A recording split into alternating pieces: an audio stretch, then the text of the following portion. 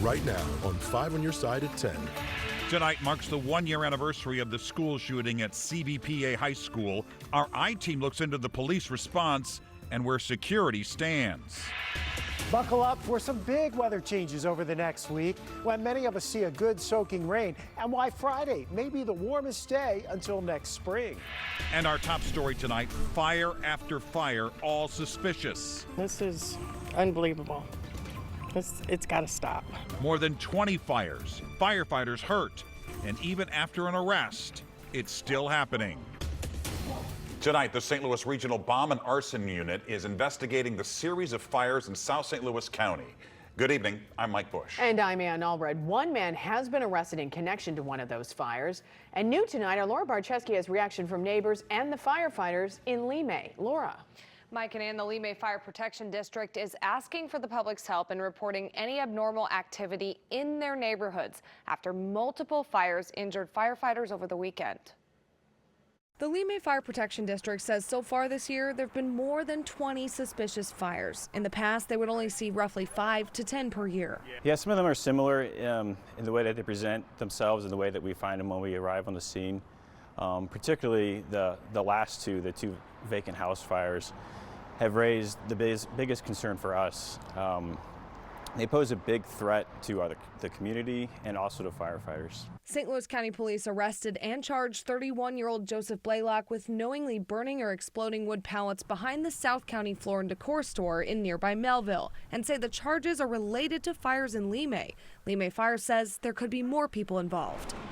We don't know for sure, but after that arrest, we have had other fires since then, and they do appear to be very similar. The two most recent fires happened on Dammert and Lark Avenues. Each one of those cases, a firefighter partially fell through the floor. Luckily, his gear protected him from any serious injuries.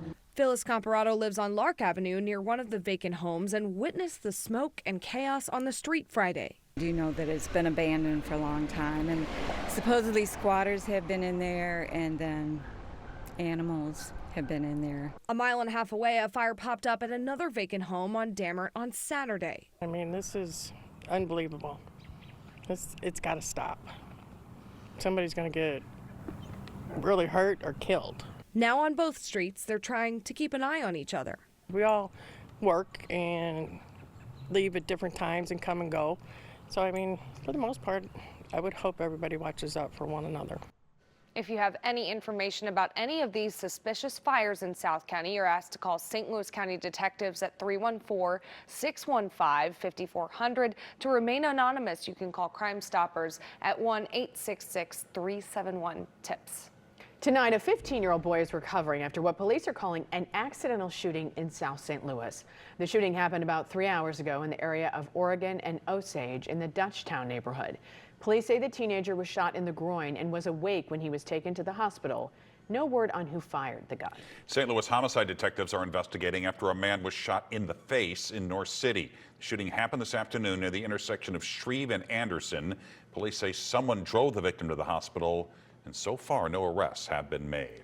The St. Louis County Council is cracking down on the open carry of firearms for teenagers. Council members approved the move today, and new tonight, our Robert Townsend explains not all of them agree it's needed.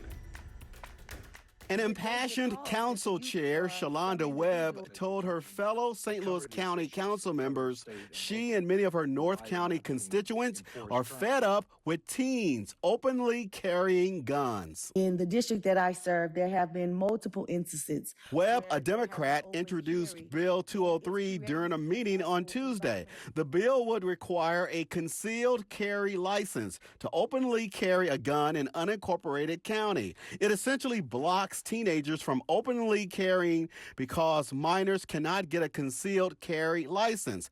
After more than an hour, the bill passed 4-2, carried by council Democrats. It's creating an actual environment of intimidation.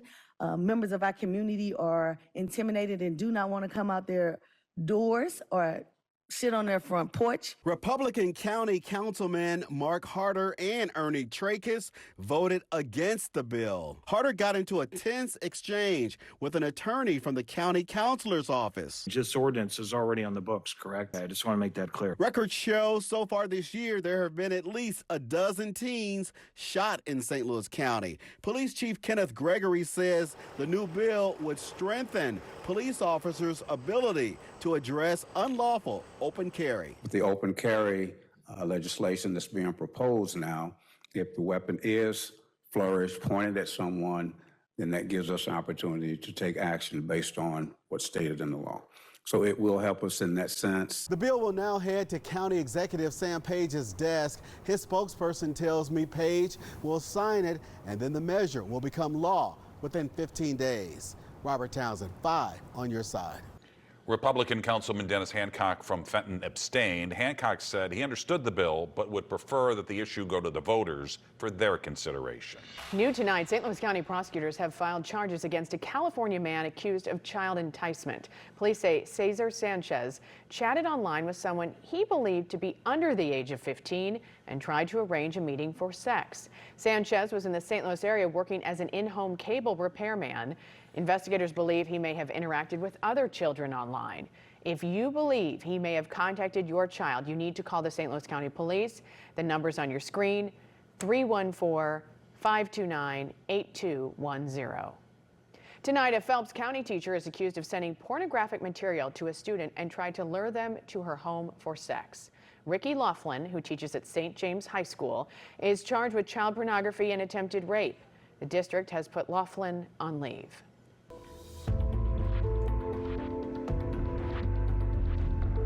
A day of reflection and remembrance at Central Visual and Performing Arts High School. Today marks 1 year since a former student opened fire at a school in South St. Louis, killing 15-year-old Alexandra Bell and teacher Jean Kushka. Several others were injured. Classes were canceled today so that the community could focus on healing and remembering the victims. There have been a lot of changes in the last year. More than $2.5 million has been spent on new video surveillance, alarms, locks, specialty doors, and windows. There's also more security officers. School leaders say students and staff have worked hard to heal from the tragedy.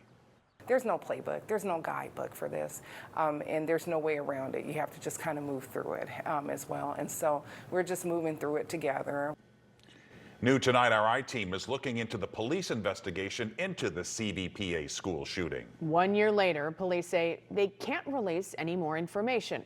Our Christine Byers pushes for answers on why the investigation is still open. For the last year, we've heard the heartbreaking moments from parents reflecting on the day of the CVPA shooting, like Manfred McGee, the dean of students whose 16-year-old son was shot in the leg. I think for people sitting on the outside looking in, they may look at it as a year later, but I look at it as something that happened a year ago that I've been dealing with every day since it happened. And Danita Watkins, who told us in April about her 15-year-old daughter who was shot in the leg and jumped from a third-floor window to escape. Some days she's, seems like she's happy, but some days I can see like depression in my daughter. Families still reeling and police still investigating. It's a very, very large, in-depth investigation that we certainly want to make sure that we document everything. Which means that until the report is complete, the department won't release much. The I-team has filed multiple records requests for the police report, surveillance, and body camera video. And we've asked for an interview with the police chief. The department denied all of those requests. Department spokesman Sergeant Charles Wall shed some light on the delays during a video call last week. There's just a lot that has to be documented. It's my understanding that the report at this point may be hundreds of pages long. Wall says part of the delay is because there were also hundreds of students, staff, and police officers from multiple agencies involved. Certainly it has been a priority for our agency. It is something that we are doing everything we can to get it done as quickly as we can. It's just it's a very, very large, in-depth investigation. The I-team also requested information from the St. Louis Public School District about security. Today, the district's security budget is $10.5 million. That's up from $8 million before the shooting. That additional $2.5 million mostly paid for additional video surveillance and intrusion alarm systems. As for that police report, McGee says it doesn't matter much to him. I don't really have any lingering questions because I was there. What they did that day and the short amount of time that they arrived on the scene to neutralize that situation. The police department spokesman tells me they hope to have the report finalized in the coming weeks. For the I-Team, Christine Byers, 5 on your side. If you have a tip for Christine and the 5 on your side I-Team, leave a voice message at 314-444-5231. You can also email Christine at tips@ksdk.com. All calls and correspondence will be kept confidential. Tonight, St. Louis police are searching for a man involved in 2 separate road rage incidents in downtown St. Louis. One of the attacks was caught on camera. These are images from the intersection of 10th and Clark Sunday morning. The victim told police he honked at the driver of a pickup truck for running a red light. The driver then pulled the victim out of his car and punched him repeatedly. Police believe the same man also threatened another driver with a gun after running a red light at Washington and Broadway. The last 24 hours has been the deadliest day in the Gaza Strip since the war between Israel and the militant group Hamas started more than 2 weeks ago. Hamas says more than 700 people have been killed. The Israeli Defense Forces say it bombed more than 400 targets, killing several Hamas commanders and numerous operatives.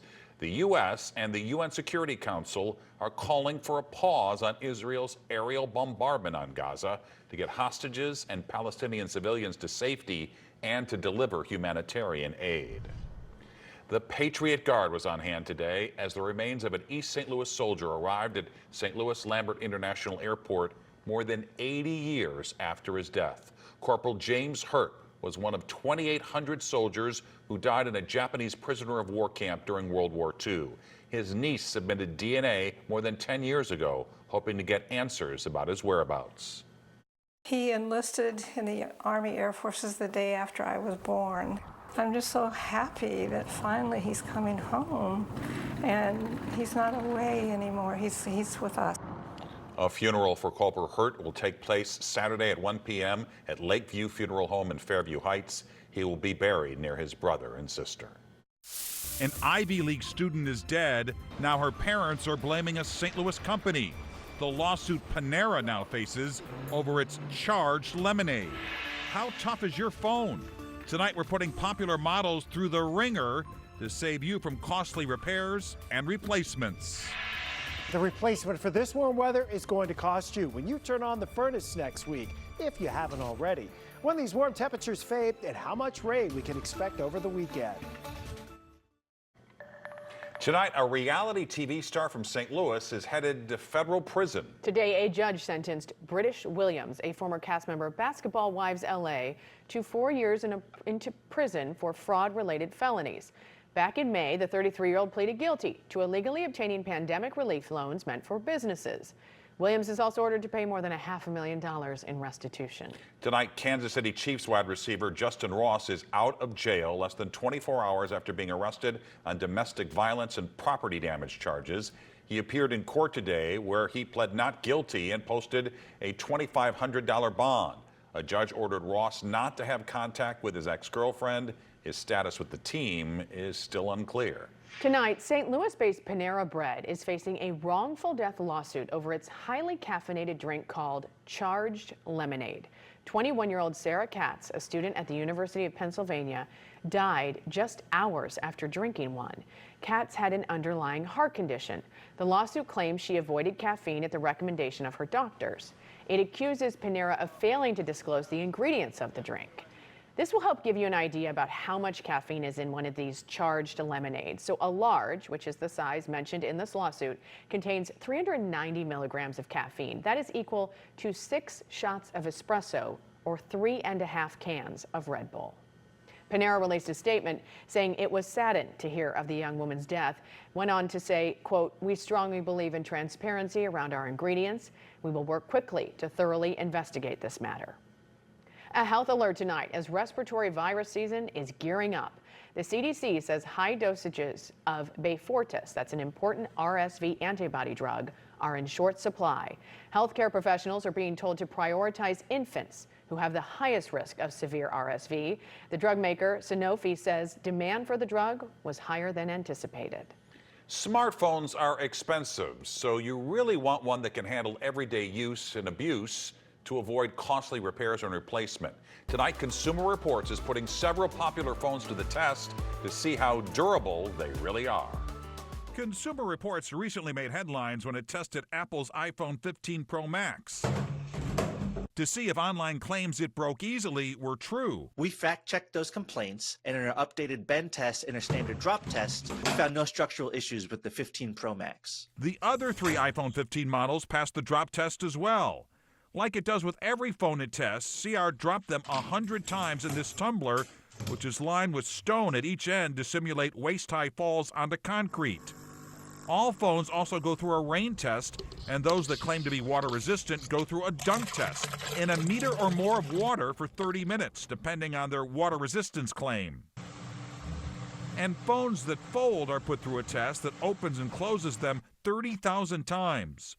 Along with choosing a phone that does well in CR's durability test, there are things you can do to help protect your pricey device. Well, with phones costing more than $1,000, it may make sense to get a case or a screen protector to protect your investment. And you don't have to pay a lot to get a great case. Here's what you want to look for: a raised edge around the screen to protect the glass from a face-down flop, raised edges around the rear camera housing to protect the lenses, and padded corners, preferably with an air gap to protect the phone from impact. Also, consider a case with texture or grip so your phone is less likely to slip from your hands. Remember that military grade may just be a marketing ploy for some cases, and look for a case with a warranty. OtterBox, LifeProof, and Spec all offer them. As for screen protectors, if you've got a reason to think your screen is in danger, it may be worth considering. If you're still worried about your phone getting damaged, you could consider insurance like AppleCare Plus or one from your carrier. Consumer Reports says the higher the price of your device, the more it might make sense to pay for a little peace of mind. Halloween is 1 week from tonight, but the holiday season will arrive in downtown St. Louis in just 3.5 weeks. Today, organizers announced Winterfest at Keener Plaza will kick off Saturday, November 18th with the Salvation Army Tree of Light ceremony. The family-friendly event runs over 7 weekends and features ice skating, heated igloos, food trucks, and cocktails. It will end with a fireworks show on New Year's Eve. Chief Meteorologist Scott Connell joins us now with that weather first forecast. Man, it has not felt like October at all, and we're getting close to November. Scott. Yeah, and hard to be thinking about, the end of the year and fireworks for New Year's Eve. Right. And really, that's not that far away. 2 months from now, 2 months in a week, and we're there. So let's get through fall first. Can we? Right now, we're looking at the beautiful fall foliage because Christy shared this picture with us on our 5 on Your Side Weather Watchers Facebook group. The colors outstanding at this point, and you want to get out, even though it's not going to be bright and beautiful for the next couple of days, and we have rain opportunities. You really do want to try to get out the next couple of 3 days to enjoy some of that foliage because you see all that rain sliding our way. It's not a lot as we head into tomorrow. Most of it's going to be from about St. Louis to the north and west. That's where we have a few spritzes and sprinkles tonight, but none of this is showing up as being all that heavy. In fact, Jefferson City, back towards Columbia, just a few hundredths of an inch in the rain gauge so far.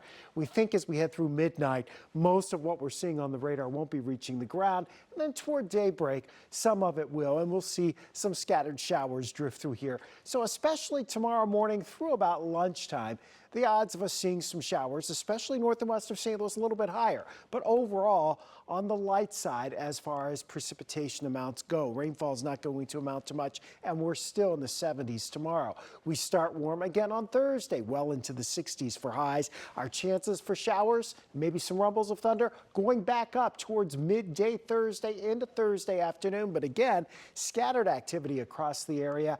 And once again, we are talking about temperatures well above average. Now, that'll be changing as we head into the weekend. Our rain chances actually peak here as we head towards Saturday night into Sunday. So breaking it down, while rain is possible at any time over the weekend, the highest chances really appear to be later Saturday into Saturday night, continuing through the first half of Sunday. Of course, we have some gusty winds on the way with this system, and that means colder air is coming in behind it. We'll see temperatures around freezing here by next Tuesday morning. That is Halloween morning in St. Louis. A little scary there at 32, right? Freeze is certainly possible. Wednesday morning, we think the freeze more likely, still around 32, but the winds will have settled down some. You won't have as much cloud cover around. So we're dealing with unsettled weather, gusty breezes, and then cold temperatures arrive here as we head into early next week. Look at these numbers for you. On Tuesday morning, about 28 in Herman, 30 in Alton, 31 in Nashville, Illinois. First freeze of the season becoming more and more likely now, and about on schedule. 1st of November is pretty typical for St. Louis. We'll see temperatures only in the 40s for highs Monday and Tuesday and Wednesday, and it's breezy. So your trick-or-treaters will probably have to deal with a little bit of a wind chill. Start thinking about the extra layers for the costumes now. As long as we have that nice few days to figure out how to make them work, that's always good. Yes. Scott, thank you.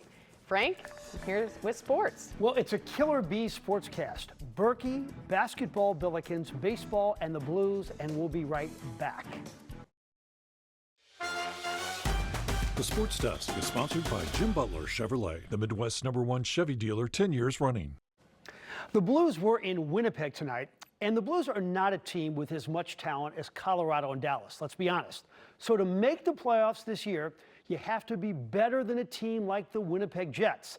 Let's head there now. Now, isn't this a bad idea in Winnipeg? A 57-year-old man like Craig Berube has to walk across the ice in dress shoes. That's dangerous. And it's a bad idea to not protect the middle of the ice. Early second period, look at David Gustafsson all alone for the goal right there.